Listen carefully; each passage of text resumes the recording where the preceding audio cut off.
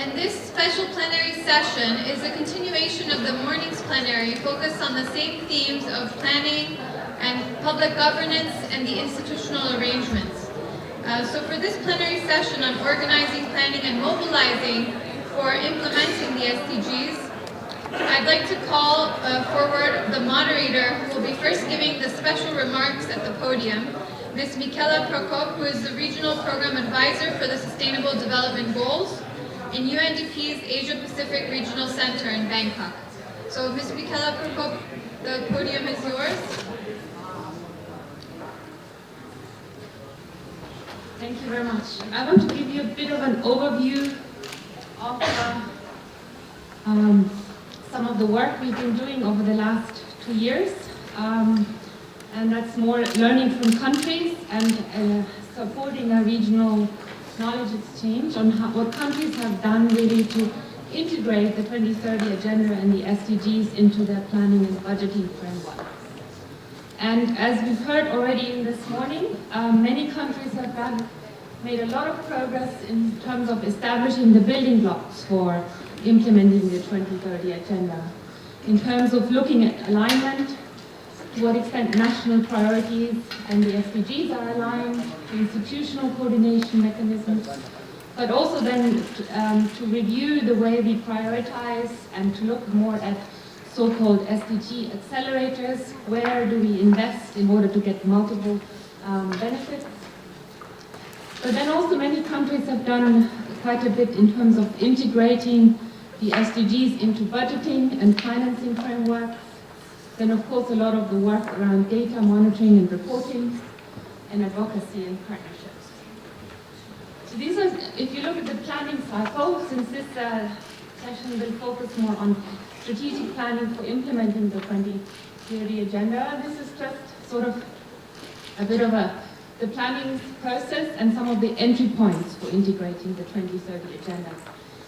So one, of course, is when you set the vision and strategic priorities, and many countries are starting to align their visions, their 2025 vision in Pakistan or their 2030 visions to the 2030 agenda. Then the institutional arrangements, the way we prioritize the budgeting process, but then also looking in the whole of society approaches in terms of implementing, engaging civil society, private sector, and other partners in the implementation. And then also using IT-based SDG monitoring systems, data gaps, and enemy frameworks. So we talk a lot about the SDGs, but I want to go back to a comment that was made earlier this morning about the 2030 agenda. What we see that a lot of countries have done quite a bit to look at to what extent their national plans and strategies cover the SDGs and targets. But what about more the ambition of the 2030 agenda in terms of a more integrated vision of development, looking at a balanced approach to economic, social, and environmental priorities? Do countries really look at what are the synergies and trade-offs and how can we mitigate some of that? Then also, to what extent do really these plans look at the ambition in terms of inclusion, leaving no one behind, and in particular also reaching the furthest behind first? And then to what extent is this alignment also reflected in how we allocate resources? So I want to share this framework, which is a framework by the OECD, the framework for policy coherence for sustainable development, which I think is quite useful because it touches on the many different challenges the public administration, but also the governments and parliaments and everybody has in terms of coming towards a more coherent implementation of the SDGs. So we have coherence not only within the 2030 agenda and national plans, but also with other agendas. And this is particularly came up this morning also, the Sendai framework, but also particularly for the SIDS, the Samoa pathway, etc. So that's one element. And coherence between the economic, social, environmental policies. So the more integrated approaches towards development. what kind of system thinking do we need to have, what kind of institutions do we need to have to foster such a more integrated way of tackling them. Then, of course, the global to the national to the subnational, the vertical and coherence. Then the coherence between different sources of financing. I think that's not very often talked about, but how can we more increasingly align different sources of financing to the SDGs to meet really our goals. And then the coherence between different actors. And there's another dimension which is the coherence over time. So how does what we do now sort of impact future generations? So we've done a review of a few countries in greater detail on to what extent they have changed the way they plan and integrate the 2030 agenda. We see a lot of progress has been made of integrating the SDGs at the program and project level. There's a lot of tracking going on to what extent certain programs and investments contribute to the SDGs. There's also good progress in terms of the institutional arrangements around whole of government approaches, but less so in terms of whole of society approaches, in the sense of not only consulting, but actually also engaging. And what we haven't seen so far, and this is also because it's early on in the process, a real change in the way countries prioritize. Sort of do really analyze the synergies, the trade-offs, and take that into consideration, the cost of inaction on certain issues. So these are just some examples from countries that are also here. Like, for instance, in Bangladesh, there's been a lot of work around looking at the alignment with the national plans, which ones are fully aligned, partially aligned, and not aligned, and then the subsequent plans obviously that are. This is mainly work from the government, so I'm just showing some of that. We've also heard about Malaysia, which the 11th Malaysia plan looks particularly at the issue of leaving no one behind. Mongolia, for instance, is looking at reviewing all its policies, sector policies, cross-sector thematic policies, in terms of their alignment to their sustainable development vision, but also the SDGs. And they're looking at the analysis also of synergies and trade-offs in this process. So that's a huge undertaking that's starting with some pilots in the water sector and will sort of eventually be rolled out to other sectors. Then in terms of the institutional arrangements, I picked an example from a subnational thing. A lot of subnational or a state level in Assam, for instance, they are also setting up the institutional mechanisms. What we see that many have working groups that group a number of SDGs together, so they don't address this and they as sort of silos, and then mostly the secretariat is often in the prime minister's or in the state minister's office, and is supported by a think tank or sort of other things. So now to the sort of relationship between whole of government. I've mentioned that there's been quite a bit of progress in terms of looking whole of government approaches, bringing in different sector ministries and the various working groups and the institutional mechanisms that are being set up. But from the VNR reports, but also some civil society symposium, it's quite clear that particularly in Asia, in some of the countries, there's a shrinking space for civil society to engage. And also it's very difficult for governments often to engage with those people, the furthest behind first or the most vulnerable.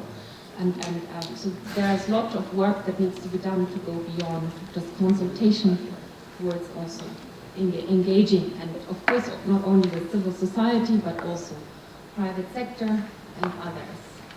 This is an example from Indonesia, we already heard this morning, but what is interesting that in the way Indonesia has set up its working groups, but also the implementation committee, it includes government, parliament, civil society, philanthropy, academia, and business in these. So the partnership principles and there are these 4 platforms, each one has a specific role under the arrangement. So the government would set the regulatory framework, planning and budgeting, implementation, M&E and reporting. Parliament would look at the budget allocation, policy regulation, oversight, etc.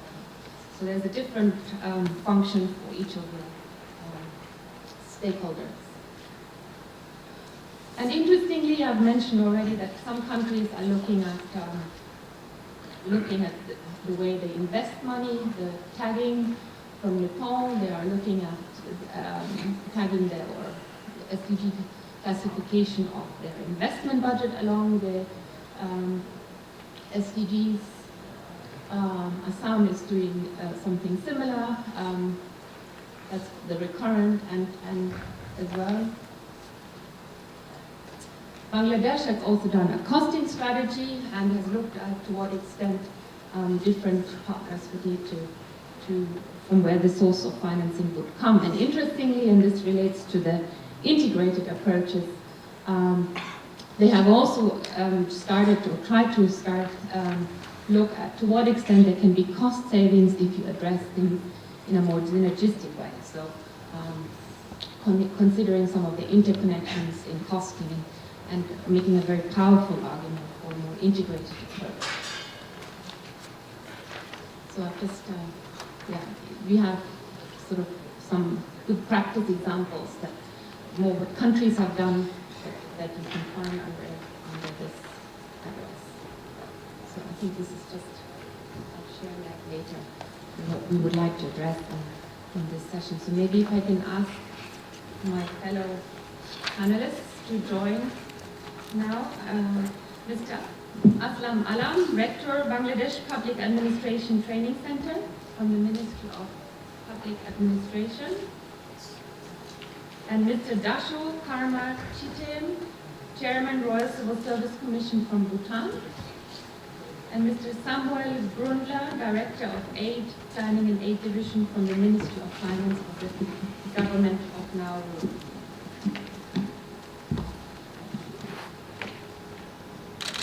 So maybe I will ask Mr. Aslam Alam to go first and maybe give his presentation. Thank you very much.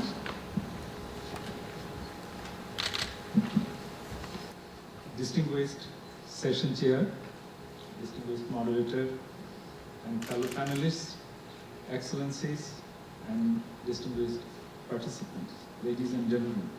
Assalamu alaikum and a very good afternoon. This is a difficult time to keep awake after a heavy lunch. Still, we will try to draw your attention. So far, we have heard at the macro level, at the policy level, what are being done, what should be done. Now, I'll be talking about meso level, not micro level, about what's being done at the implementation level, or professional level. So I'm a senior secretary to the government and currently heading Bangladesh Public Administration Training Center. Bangladesh Public Administration Training Center is entrusted with the responsibility to impart training, do research, and develop the capacity of the entire governmental system, particularly focusing on civil servants. Now, definition of civil servant varies across countries. In Bangladesh, we refer to actually executive level only, and again, not all public servants, managers are civil servants. It's a specialized group of people, not specialists. So anyway, we have been given given some guiding questions, which is different from what is our moderator have just shown. So I have prepared it on the basis of the earlier guiding questions. Why civil service is the backbone to achieving the SDGs, and why improved training and effective capacity development can ensure better plans and that plans are achieved. Civil servants are basically the link between vision, mission and reality. Civil servants will make it happen. And it is the responsibility of the civil service to implement national policies and plans, draw up programs. So civil servants are leaders within their jurisdiction, wherever they work. They are not national leaders. Obviously, our politicians are our national leaders. But within their jurisdiction, they are leaders. They have to lead. In that sense, they are leaders. And they're the link between government and non-government system. So when people come to the governmental system, it is the bureaucrats or civil servants who face them. And they are also interface between government and citizens. And they are entrusted with the responsibility of resource mobilization as well. So, and they are prepared to discharge their responsibilities through professionalism. They are a group of people who are trained and equipped to do the job. And civil servants can take up a holistic approach rather than a piecemeal approach. Particularly in Bangladesh context, our high-level civil servants move across the government. They are not stuck with one department or one ministry. So with these arguments, we can see that the role of civil servants cannot be overemphasized to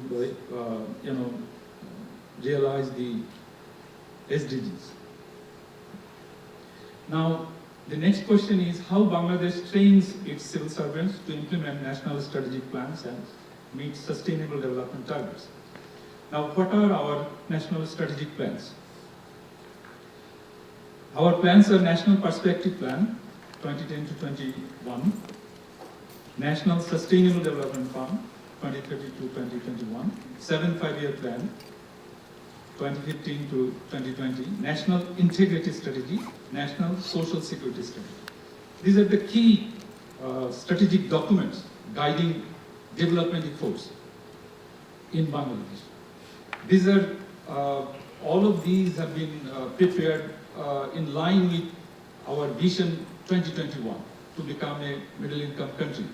And Bangladesh has almost achieved these goals, and we are very close to achieving threshold of middle income. Now, how we are progressing in capacity development. Capacity development is guided by Public Administration Training Policy of 2003, which is under revision at the moment because we think it has to be revised. Now, this PATP outlines how Bangladesh public administration should be developed. Now, to talk about the numbers about the civil servants, it's about 100,000 civil servants. We call them civil servants. They are in addition to about 300,000 public service managers. And public servants, definition is very wide, and total number is about 2 million. Now, for the civil servants, 51 training institutes are devoted in capacity building of these 100,000 civil servants. Now, Bangladesh Public Administration Training Center is the apex body. And BPATC, as we call it, we offer different courses. So foundation training courses for new entrants in the Bangladesh civil service. Usually yearly intake is about 2,000 to 3,000 every year. So we provide 6-month-long foundation training course to them.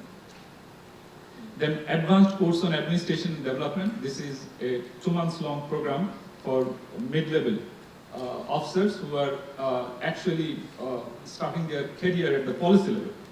Then a senior staff course for joint secretaries, and then policy planning and management course for additional secretaries. And there are other professional training courses run by 51 training institutes. In addition to core courses, we offer the opportunity to our civil servants to go abroad to have higher education in different countries. They get diplomas, masters, and also PhDs in different areas. I've also done my PhD on public policy. Then we went overseas exposure visits to our civil servants. We usually send our people to India, Malaysia, Thailand, Nepal, and for senior bureaucrats to Australia, Italy, and USA. Then we have got overseas partnership with different international organizations under the guidance of Ministry of Public Administration. Now, we offer many different, in addition to our regular courses, we offer specialized courses. Particularly, we have introduced SDG workshops. We are offering it on a regular basis. And for the future, what we are planning to do is to develop an SDG capacity building action plan. We have already started the process, and we are working on it, and very soon we will be able to develop a capacity building action plan. Then we are planning to strengthen our induction training. Our new entrants to the civil service would be imparted a 1-year-long training, which used to be up to 6 months. Then we are planning to strengthen our policy training for deputy secretaries from 2 months to 6 months. And we are looking at mainstreaming of SDG into all development-related training programs across all training institutes in Bangladesh. We are also embarking on imparting training of trainers on sustainable development goals for all training institutes. And we are emphasizing on information and knowledge sharing, and also regional and international cooperation. Last month we have organized an international conference on change management for better public service delivery. Challenges and opportunities. You see, training sector is to some extent marginalized in the Bangladesh civil service system, and training programs are rather ritualistic in nature. We are now currently working on this matter, that transforming these ritualistic training programs into really meaningful training programs, particularly aiming at changing the mindset of civil servants. Then process orientation of civil servants. Most civil servants are not result oriented. They are mostly process oriented, and usually it takes a long time to decide. And absence of an accountability system, that's also a big challenge. Assigning individual or holding someone accountable is very difficult in our system, because everything is done in a group system, or through a committee system, or through a long channel. So these are the structural problems, not specific to training sector, but to the civil service. And I believe these are common in nature in other parts of the world as well. Now, SDG has opened up new opportunities for the training sector as a whole. Training sector can work as a catalyst. to bring changes. And it has offered an opportunity to make training relevant again, and linking state and non-state actors. Usually state executives, they shy away from the citizens or non-government or private sector. But training institutes are open to all. And in this way, training sector can play and ensure a whole of government and whole of society engagement. With these few words, I would end my intervention here. Thank you very much. Thank you very much for this interesting discussion on the role of the civil service in the interface also with other stakeholders, but at the forefront of implementing the SDGs. So, and you also mentioned the challenge of accountability. So with this, I would like to turn to our next panelist, who will talk more about results-based management, maybe as an answer or an attempt to look at some of strengthening some of these accountability mechanisms. And Mr. Dasho Karma Chitem, Chairman, Royal Civil Service Commission, Bhutan. Many. Thank you very much. Good afternoon, distinguished guests. My presentation is going to be on the topic of the symposium about how to build effective, accountable and inclusive institutions and public administration for advancing the 2030 SDG agenda. Indeed, any agenda that is important nationally.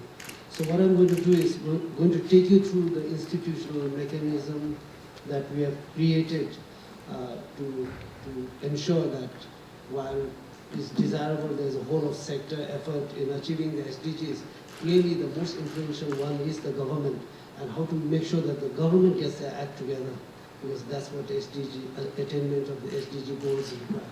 So I'm going to talk to you about the government performance management system and the managing for excellence system. Through this you will see that in Bhutan we have created what we believe is an end-to-end result-based management system to help achieve national goals.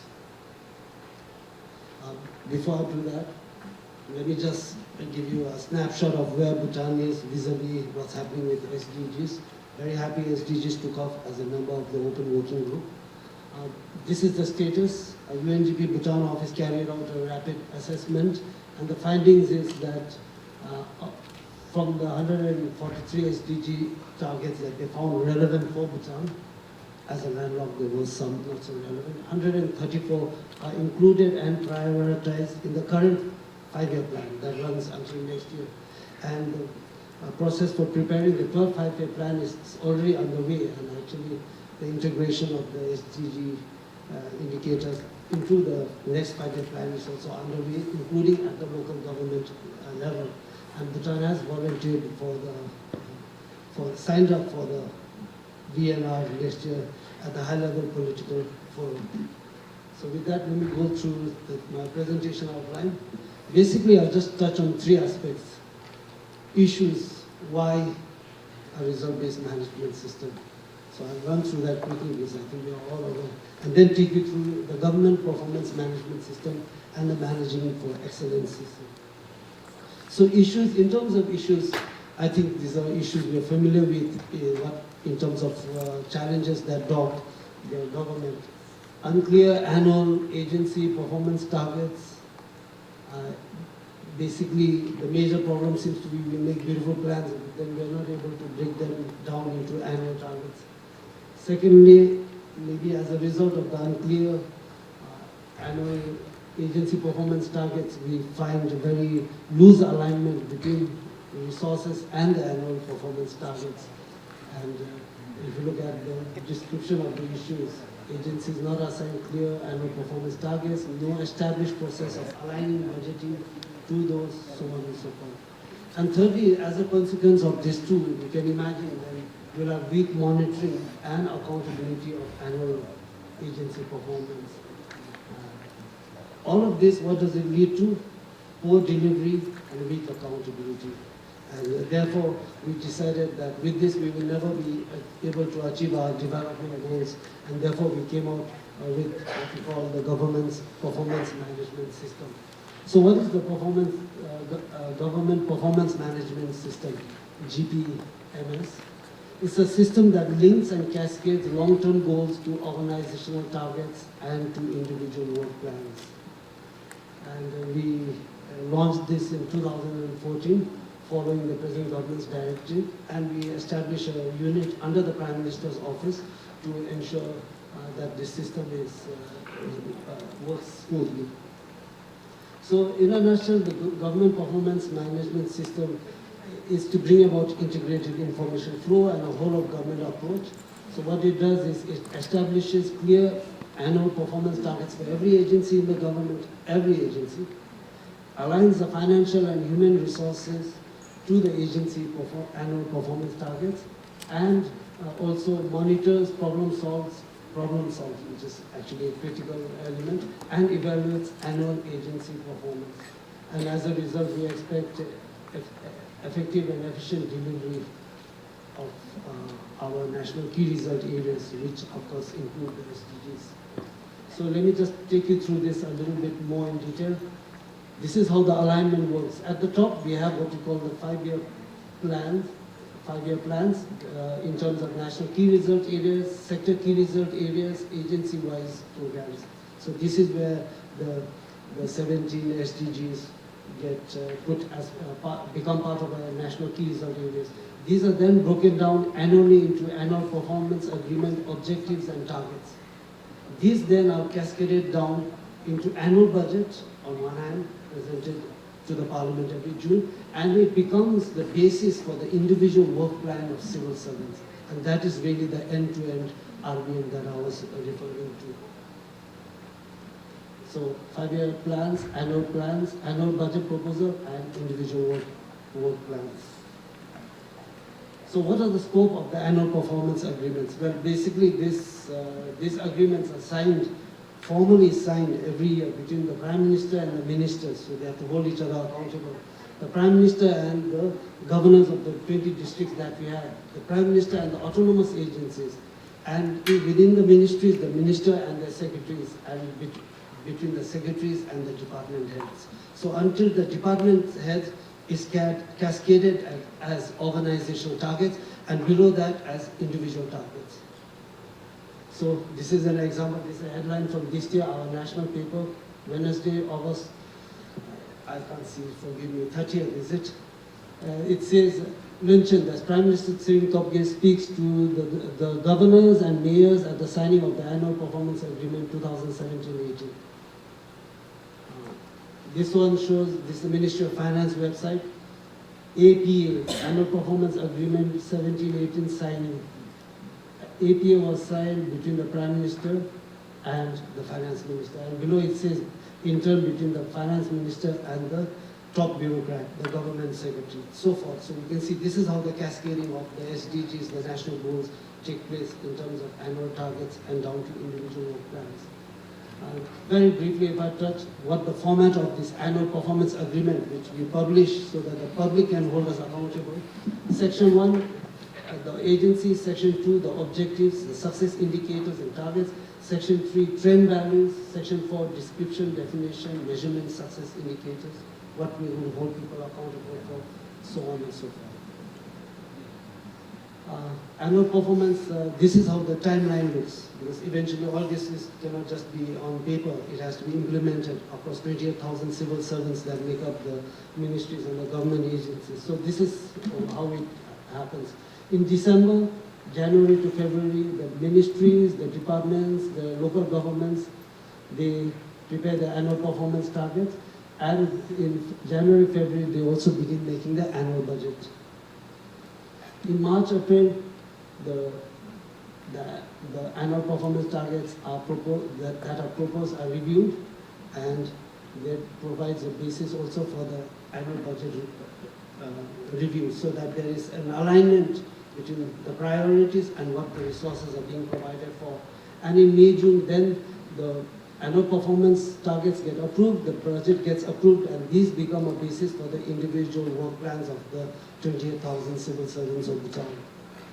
And this is a snapshot of what the alignment of APN agency budget, how it would look like. So for instance, if the annual performance agreement objective is to enhance food security, and we have expenditure items, and then say which the funding agency is, so on and so forth. So this is all about making sure plans are concrete so that they can be implemented and people can be held accountable for them. In a similar way, we also break that down for individuals. So for the same activity of to enhance food security objective, you have activities like drawing and design, and individuals who've been tasked with this, whose performance evaluation would be based on this. So this is how the whole year evaluation of the annual performance agreement looks like. July, we begin the implementation. December, we have a mid-year review. Major activity changes. Those changes are inevitable. So we make a mid-course correction. Major budgetary revisions, changes to individual work plans, because you can't hold them accountable for things that have been changed and that are not in their power. And at the end, we have an evaluation of the agencies and civil servants, and this is done not by politicians but by a group of technocrats, the National Technical Committee. Most importantly, throughout this process in the year, we have what we call the real-time monitoring, and more importantly, problem solving. Because many times people are not able to do what they need to do, not because they don't want to do it, but there are obstacles along the way. And there we have created mechanisms so that immediately things can be escalated at various levels, up to the ministry if it's within their power. If it's not within their power, next it goes to the Prime Minister. If it's not within his power, it goes to the Cabinet, so on and so forth, so that there's efficient escalation and problem solving. So that was, in a nutshell, the government performance management system. And as I said, this links to individual work plans. And this, the performance management system we called MAX, or Managing for Excellence. So what happens here? Once the agencies have received their targets, at the end of the year they evaluate it, and we see in which category the agency falls. So if an agency achieves more than 95% of their targets, then they fall in the category 1. If they fall in the category 1, then those agencies that achieve this, 3% of their civil servants can be rated as outstanding by themselves. So this is accountability to rewards and punishment. So the reward is you rated as outstanding, 3 consecutive times you get that, you get a meritorious promotion out of 10. The rest go into very good, 70. There's some benefits to being in this, and this, why it adds up to around 20 is the 80-20. You know, people who pull the most weight and make things happen. The rest going to good 80, and the punishment part is at the bottom. Of course, if you're an agency that achieves above 95%, none of your people have to be in need improvement. But if you fall in any other category, then some of your people fall into need of improvement, in which case 3 of those will mean you have to compulsorily resign from the civil service. So this is to make sure that we are all channeling our efforts to achieving our goals, and that there's no slacking, and that accountability is serious and high. So this is, in a nutshell, the framework, and this has been implemented. So in conclusion, what I would say is I believe that for things to be implemented effectively, there's 4 essential ingredients. This is what good management books tell us. So what are the 4 parameters? One is that priorities must be clear, and we have that in form of the national key result areas, and of course now SDGs give us very good idea of the important priority goals. So we have that. Next, we need to be able to translate these goals, however lofty, into very specific things that you can implement, that you can be held accountable for. So we have the specific actionable targets in form of our annual performance agreements, and this is where the SDG targets can find their place, and in the annual budget and individual work plans. Thirdly, things must be monitored closely. Even if you have the best plans, if you don't monitor, at the end of the year, you're going to be in for a nasty surprise. So we have, as I showed you, not only monitoring, but constant problem solving. And that is really the key to making sure things work.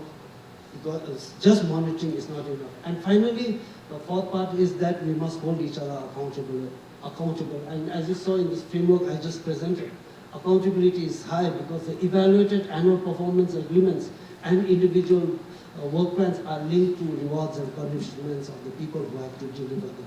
I thank you for your kind attention.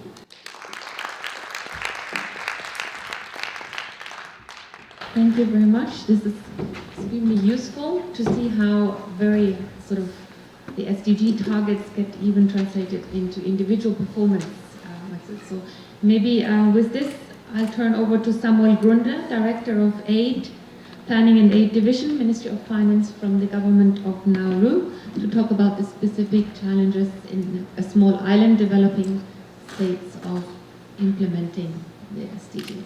Thank you. Thank you, Moderator. Your Excellency, ladies and gentlemen, I give you warm greetings from the Pacific. I mean, when I said warm, initially it's warm there. It was like very, very cold.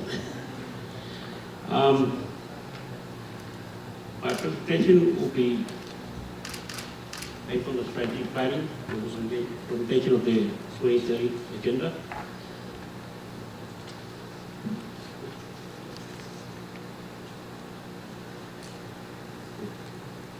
Okay, my presentation will be on SDG mobilization, draft of the NSTS work linkage to the SDG, and the operationalization work up to date.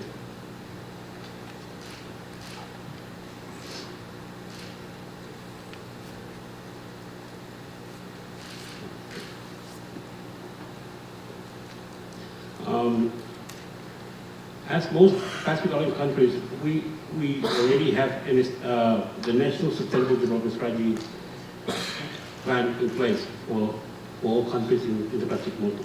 However, we realize that the NSDS needs to be updated and adapted to recent changes domestically and internationally. The slide provides some of the reasons we considered. Recently, last month, there was a meeting in Samoa in order for the Pacific Island countries to consider the NSDS SDG mapping for the implementation. We decided that to progress, we need to consult our stakeholders, our community, and that our strategy should seek alignment and build consensus. The previous presenter talked about listening to the people rather than teaching them. So we kind of use that same approach. We put a expression there saying that our brain and thinking is with you. We close our mouth, we listen, open our ears. So we try to listen to the community and listen to them on how they want this NSTS to move forward. Because it's all about the community. At the end, they will be the one who's going to be, the ownership should come from them. This is the consultation process that we designed for our country. This illustrates the consultation process we undertook to engage with our stakeholders. We established clarity, mapped participants, we distributed questionnaires, we consulted, and we are in the middle of drafting the report that we have just completed the consultation, and now our expert partners are helping us to do the completion of the report. As I mentioned, that our partners so far come from ADB, UNDP, and Australian DFAT. They are assisting us in developing this revision. However, we still need more experts to assist us in designing our strategy goals, and we welcome any kind of assistance from you.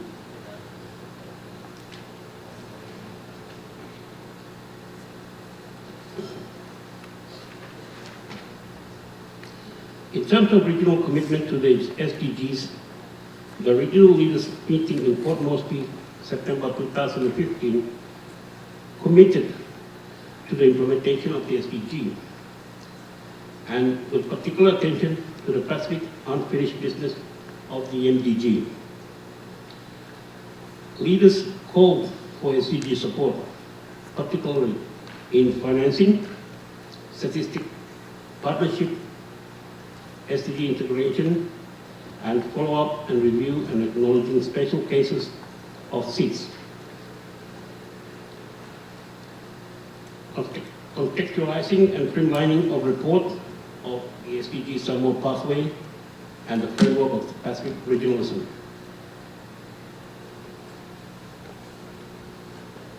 Sorry about my slides. Okay. This shows how MDG and SDG the comparison with MDG to SDG. As you can see, for MDG there's 8 goals and now 17 goals for the SDG. And just the theme of the justice and prosperity are not addressed yet. So, in addition to the MDG goals, reducing poverty and hunger, good health, universal primary education, gender equality, so forth. And for goal 9, improving access, financial services, and promoting decent work condition.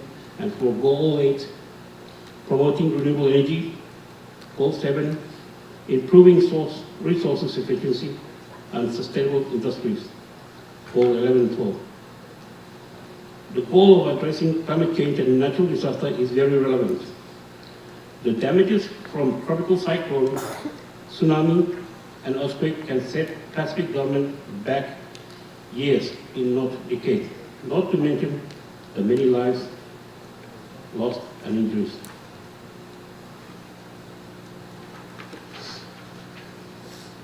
The diagram illustrates how we understand the connection between the different plans and how we envisage operationalization of the SDG using our local system and processes.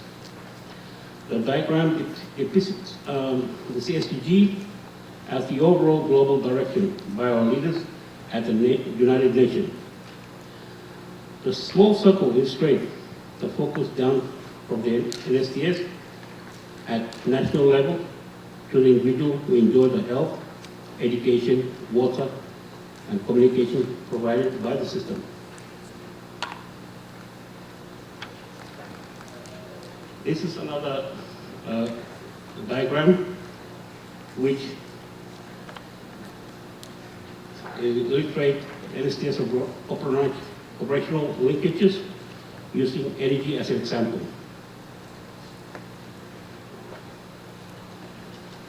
There's too much reading there, but I hope that these organizers will share the slides. This just to explain how the NSTS medium-term strategy framework was developed. We thought that having a medium-term framework will help implement NSTS or SDG more efficiency because normally in the Pacific, especially in Nauru, we only deal with ad hoc, like 1 year budget. But we try to move away from 1 to 3 to 5 years medium-term budgeting. This also will help us plan ahead in terms of resources.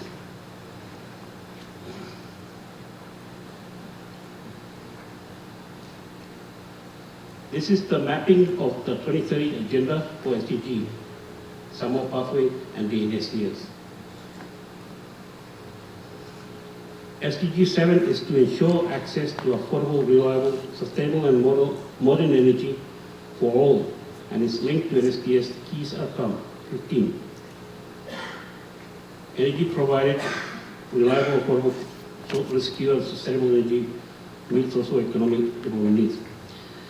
On the right, far right, it's the NSTS key outcome, and just on the middle or the left are the linkage to the Samoan pathway.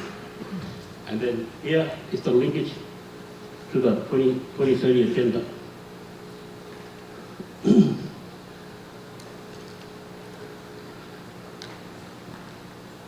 Also, I would like to recognize that being the chair, Nauru as the chair and member of the PCs, our focus for the SPG is we give a strong focus on the issue related to ocean, climate change, and sustainable development. Being the PC leadership was instrumental in the inclusion of SDG 13 and SDG 14, which is 13 to take urgent action and combat climate change, and 14 is to conserve the sustainable use of the ocean, sea and marine resources. That's my end of my presentation. Thank you very much for your attention. Thank you very much, Sami, for giving us an overview of the efforts that Nauru is undertaking in terms of localizing the SDGs. Maybe we can address a few questions. I think some of the issues we'd like to touch here is to what extent, and this came up this morning also, are the institutions but also the civil service fit for purpose for a more integrated, inclusive implementation of the 2030 agenda. And in particular, we've heard a lot what government is doing, the civil service is doing, but to what extent are other players also involved in the way you evaluate? I mean, it was very interesting to listen to the example from Bhutan, but in this evaluation of progress and to what extent are other stakeholders involved in this? What are some of the data challenges also? I think you've mentioned also to the amount of targets that are relevant for Bhutan, but what are some of the data challenges? You mentioned also the IT system that helps you, and I think similarly, I think that would probably be a huge challenge, or is a huge challenge for most of the small island developing states. And then similarly in Bangladesh, I think what are some of the ways of, you mentioned that the civil service is an interface with some other players, but maybe what are some of the mechanisms for that? But any questions from the audience first? My question goes to Mr. Tashur Karma Tashteen. Actually, you mentioned about the real-time monitoring. What is the mechanism that you all are adapting for the real-time monitoring? And another query is, don't you think that annual target, is it too much for an organization? I think your strategy is very impressive. It is something like a corporate plan. And if you do an annual monitoring system, it makes the processes more complex. Don't you think so? So, I would like to have a few more examples on how examples on how you integrate work across departments in government. Some good stories about how you actually do it, and who is the most likely department to start some innovation. Thanks. Yeah, thank you very much. My name is Mohsin. I'm from Pakistan and I represent KDI School. I also work for Quetta as a specialist, so I represent both civil services and international organization. My question is related to the coherence, because when I see different plans, there are a lot of plans, and my question is to all the panelists that how you overcome the overlapping of all these plans. The second question is related to smart bureaucracy, because I work on this area for last like 7 years. So as Mr. Dashu from Royal Services Commission, he mentioned about the process, and then from Bangladesh we heard some case studies how they are actually training the civil servants. What challenges actually you have so far, and how you overcome those challenges as well? So thank you very much. So maybe one more question before we give a chance for the panelists to answer. Okay, Thank you. My name is Siren Sayolabu from the National Institute for Economic Research from Laos. Actually, my fourth question is also related to the previous question, especially for the case of Bangladesh. I think that is very interesting and important, as you mentioned, about the training to change the mindset of the civil servants. And in my country also, actually we launched the change of the mindsets, since 1986, but up to now, I would say that's very, very difficult to change the mindset of the government officer. I'm not sure what are the key mindset in the public sector in Bangladesh that you are facing. And until now, up to now, you have been provided training. What are the progress of changing the mindset in Bangladesh? Thank you. So maybe if I can to Mr. Dashu to answer some of the questions around real-time monitoring, the annual versus the longer-term framework, and then also the more generic questions around integrating work across different agencies and which one is the most innovative. Thank you for the questions. A real-time monitoring mechanism, how we're addressing it is actually through an IT-based system. And I think in a lot of governance now, this is the real opportunity that you can use IT systems to back up, and thereby you get through a lot of the challenges we had before. So for instance, when I mentioned continuous monitoring and escalations, they do not have to write long letters and note sheets that have to go through layers of bureaucracy as it used to happen. Now you just instantly, through the system, you type in your problem and it just goes to whoever it needs to go. So things are much more real time, and there's room for things being sorted out fast, because not everything needs to have a proper letterpad. So we use the system actually. Coming to annual targets, too much for people. Of course, this is a new system, cascading it down to individual work plans. As the chair of the Civil Service Commission, we faced quite a lot of pushback, because bureaucrats are used to working without too much accountability. But I think this is part of the mindset change challenge that we are talking about. If you have to get serious about our own future, then bureaucrats also have to get serious. And I think if you frame the conversation in the right way, then people actually understand it's the only way to go. And of course, it must also be supported by soft interventions. You can't just give all these targets and not focus on giving the required capabilities. So this is something we are focused on. And in fact, coming to changing mindset, one specific thing in Bhutan that the Royal Civil Service Commission we've started doing is we realize, especially when you're dealing with targets which are not very conventional and which require creative solutions and there's no proof of concept, we realize that this is not the normal type of things bureaucrats were used to doing. But if they continue to do what they were doing, then they would not find the solutions which would satisfy the very people they are supposed to serve. In fact, I do not know how it's here, but in many parts of our world, government services run from Monday to Friday, 9 to 5. And the reason for that is because that's the working hours of the bureaucracy. So we talk about serving the people, but actually we have made things convenient for ourselves. So really the challenge is about how to make bureaucrats, technocrats, go from government-centric, which they seem to be just now, to citizen-centric.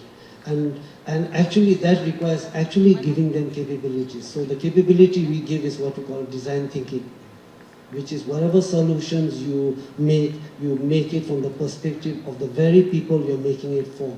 And actually the method that takes you through designing and problem solving using that approach actually changes everything. And I think this is what we should try to do. So in Bhutan, we are trying to make this a capability for every civil servant in the professional and management category who provides leadership. There was a question on coherence. Of course, now I'll not pretend that we don't have coherence problems in spite of what you do, because again, you have to remember the tendency is for us to work in silos. But one advantage of this annual performance agreement approach to work is because you're not building up your plan from the departmental targets. You're building up the plan by looking at your national goals and cascading it down. Therefore, it makes sure that due to silo, what you have overlooked cannot be overlooked. And indeed, that's how we're able to also ensure that we break up our silos. Because now we clearly have national key result areas, SDGs, which span many ministries, whether it's gender or environment, so on and so forth. This approach of cascading from goal downwards allows the breaking down of silos, because people have to now contribute to what we call joint targets, joint key result areas, so on and so forth. But of course, coherence will continue to be a challenge, because the way we are organized is still the very traditional ministry based. But I think these systems provide that entry point for bringing greater coherence. And finally, and this is the question you raised, if I may just answer that, about data challenges. Of course, there are data challenges, especially in those new areas. And I think we all should accept new areas are new areas. Really, there's not too many examples we can draw from, or we do not find examples which are suitable to our local context. So I think there is some part of learning by doing in some indicators, some targets, even of the SDGs. Thank you. But we must strengthen our national statistical systems. That, I think, goes without saying. Thank you. Maybe I turn to Mr. Alam regarding the mindset question and how you change.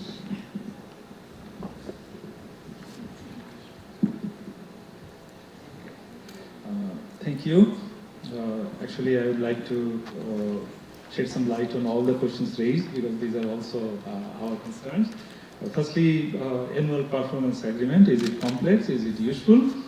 Actually, in Bangladesh also we are implementing annual performance agreement. This is very, very useful tool, because in the past there was no accountability. There's no organizational accountability. There is no organizational target. So people used to do to the extent they were compelled to do. Otherwise, they would relax. These way used to organizations run. But because of annual performance agreement, say in Bangladesh, all ministers, all ministries and ministers have to sign an agreement with the Prime Minister. Usually, the Secretary of the Ministry signs on behalf of the Minister, and the Cabinet Secretary signs on behalf of the Honorable Prime Minister. So this brings ministers and their ministries accountable to the Prime Ministers. And then Minister signs agreement with all of his subordinate departments and organizations. So in this way, and those departments usually signs an agreement with downward offices, subordinate offices. So in this way, the entire system has been brought under accountability system, which was totally non-existent in the past. Of course, it is a very complex procedure, and lots of improvement needed, and this is continuously reviewed, and hopefully we'll get maximum results within a very shorter period of time. We have been implementing it for about three years. So we think it's a very important tool, because it's better than nothing. Then innovation, someone asked about it. Where to start? Say, government of Bangladesh is focusing heavily on innovation and change. And a innovation unit has been established at the Prime Minister's office, from where innovation is monitored. And every ministry of the government has got an innovation unit. Every ministries and all departments have innovation units and innovation focal point. And even at the grassroots level, innovation has been practiced. So innovation and change management has become the slogan of SDG. And in Bangladesh, we are implementing it to bring changes from grassroots level to the national level. And then overlapping of plans. Yes, say I have mentioned a couple of plans. So every government has many plans. So how do we manage overlapping, or do they clash with each other? Yes, there are overlapping, and sometimes they clash with each other, but we try to minimize it. We have a system.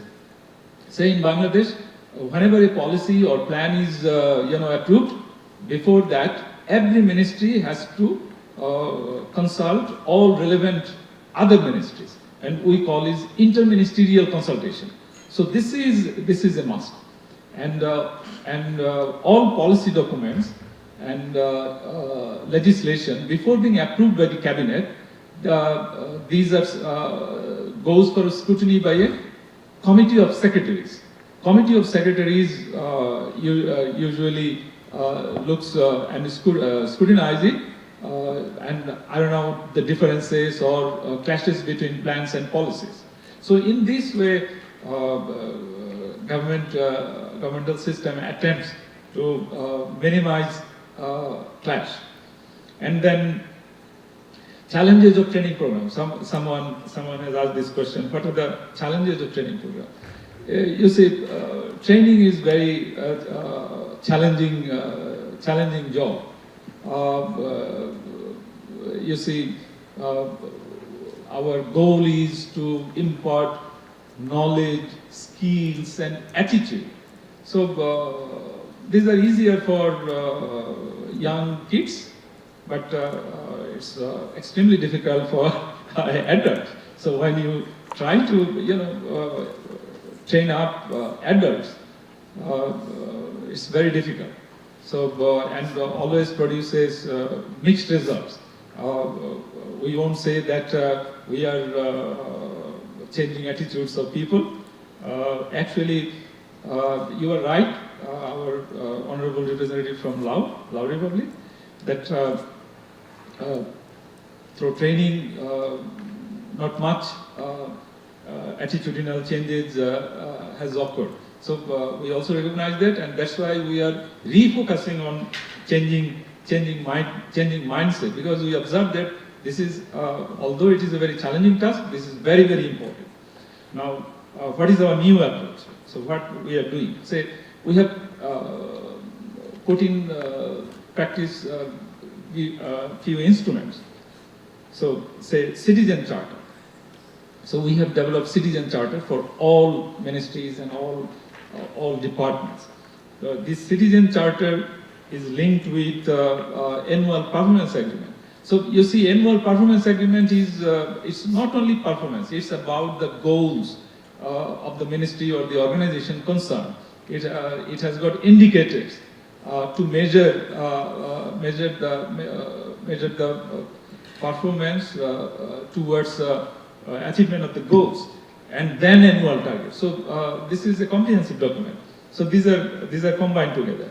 Then innovation. So citizen charter, annual performance agreement, and innovation. So all of these instruments are combined together alongside national integrated strategy. So we are telling particularly we are focusing on our new entrants, younger minds, who are more prone to be, properly trained up. So we have introduced the concept of bureaucratic social responsibility, opposed to corporate social responsibility. We talk about CSR or corporate social responsibility, but we don't talk about bureaucratic social responsibility. So now we have started talking about bureaucratic social responsibility. That you have been inducted in the civil service not to enrich yourself, but you have some responsibility. And society has brought you up. I say, particularly in Bangladesh, education system is almost fully subsidized. Parents bear little or no expense. So we can claim that state has developed you. So you have a responsibility. So in this way, combined with different instruments and concept of bureaucratic social responsibility and focusing on young entrants, we are trying to bring changes in the mindset of civil servants. Thank you. Thank you, and maybe to Mr. Samuel Grundel. Maybe it would be interesting if you can also talk a bit about the coherence between Nauruz and the regional approach in the Pacific, like the Samoa pathway, but also the Pacific regionalism and the regional approach to SDG implementation. Thank you. Thank you. I think I just want to answer to the two questions raised by the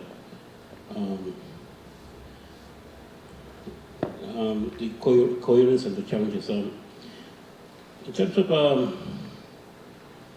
funding-wise, the donor always ask what other donors been funding the same sectors or the same project. So we developed a donor matrix where it illustrates, label all the sectors, what sectors and what donors has already been funded, and then either they can complement that or co-finance with the other donors, or they will choose another sector to fund, so that there will be no overlapping of funding. And also in terms of for initiatives like in the NSTS, we have 4 different sectors: the economic, infrastructure, the social sector, and the cross-cutting. These sectors have already been labeled which department will be responsible to all the key department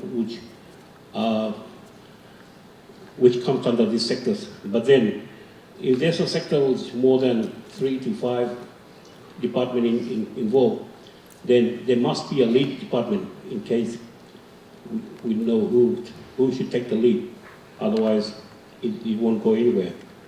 So in that NSTS, we also label the lead department and what are the departments that are under that sector. Also,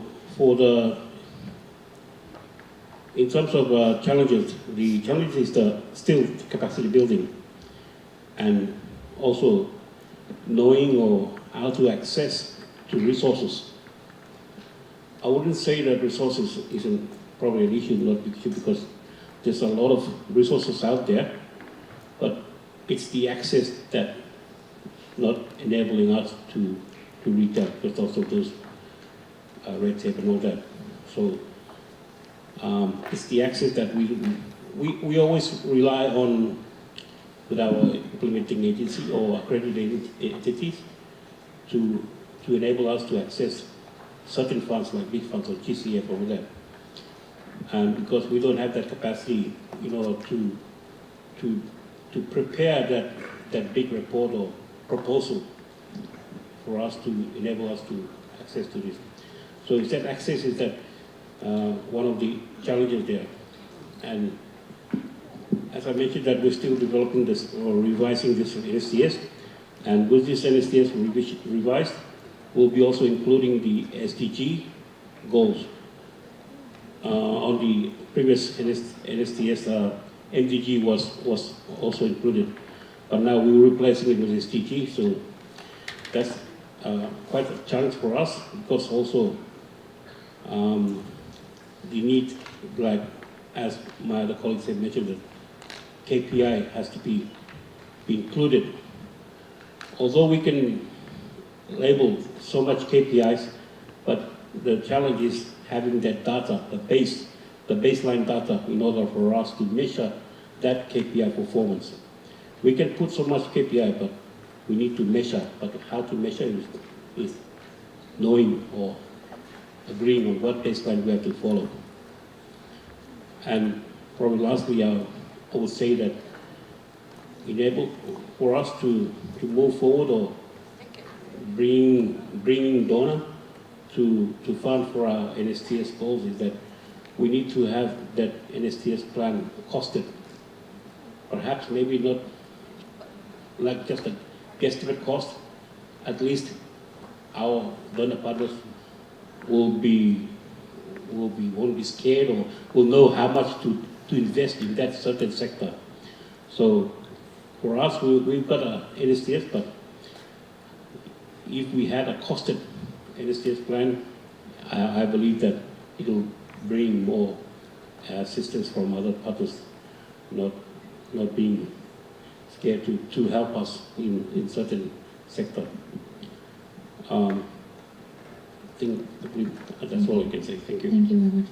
Maybe if I can also add something on the coherence. I think we talked about coherence in terms of overlaps, but there is also some very interesting tools that are being developed to look at the different interactions between SDG targets and identifying some of those where there are most positive interactions. So if you address or you invest in a particular area, that you have multiple benefits across a range of goals and targets. And these are being tested in a few countries, in Sri Lanka, I believe also in Pakistan. There are some attempts to look at system thinking, to look at this type of work, and as an input to prioritization of resources in this context. So I think that's an interesting new dimension, and there are a lot of tools that are now being rolled out. So in the interest of time, I think we have to finish. So I would like to thank the panelists for their excellent presentations and inputs in the discussion. And we've heard a lot about interesting tools and also instruments, from performance management systems to training, citizen charters, also IT systems that can help. And I hope that this can provide some inputs for your own countries' path towards a more sort of sustainable future. Thank you.